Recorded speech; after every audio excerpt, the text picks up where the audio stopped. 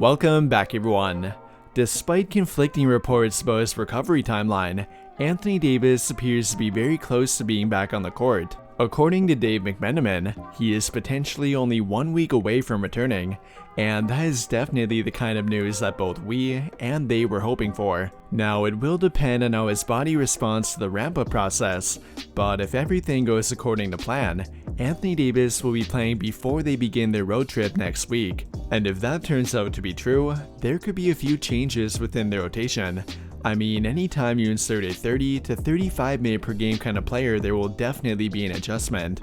And even though that will only benefit their team in general, it might be difficult for a few players individually, as they have gotten used to playing without him, and specifically within their current roles. So in today's video, we'll be talking about 3 players who might have to make a major adjustment to the return of Anthony Davis, which could either lead to them getting an increased or a decreased role within their rotation. Before we do that though, if you are looking to turn your NBA knowledge into cash, then be sure to check out PrizePicks and the great promotion they have going on for today. You can make a pick on current MVP candidate Luka Doncic to have either more or less than 0.5 total points.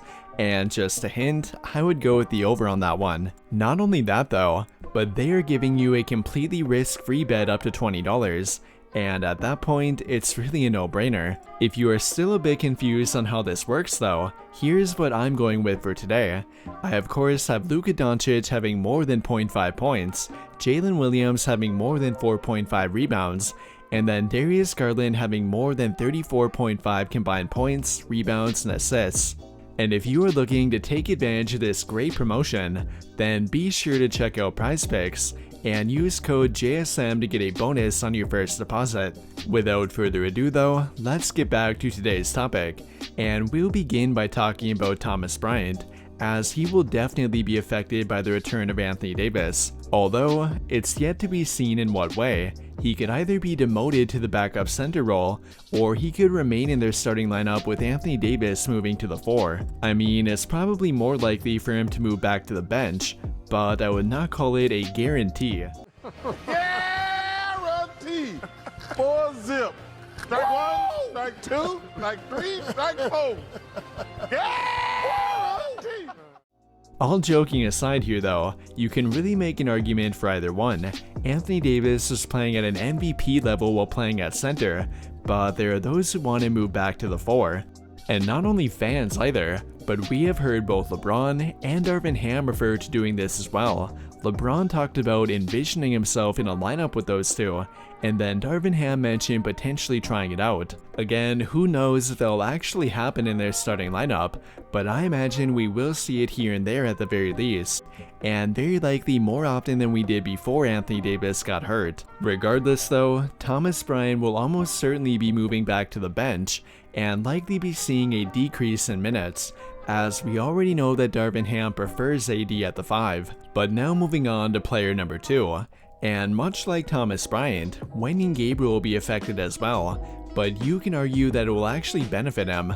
Unlike Thomas Bryant, Gabriel can play at either the 4 or 5 in today's NBA, and we have seen him effectively play with both Anthony Davis and Thomas Bryant, along with being able to play without them as well. Not only that though, but with how well he has been playing lately, Gabriel has been continuing to earn Darvin Ham's trust, and that will likely translate to when AD returns. Darvin Ham might be a bit hesitant to play Bryant and AD together, but he would have no problem playing AD and Gabriel together, and like I referred to before, he's already done it on multiple different occasions. I think if anyone will be playing more power forward when AD comes back, it will actually be Wenyen Gabriel.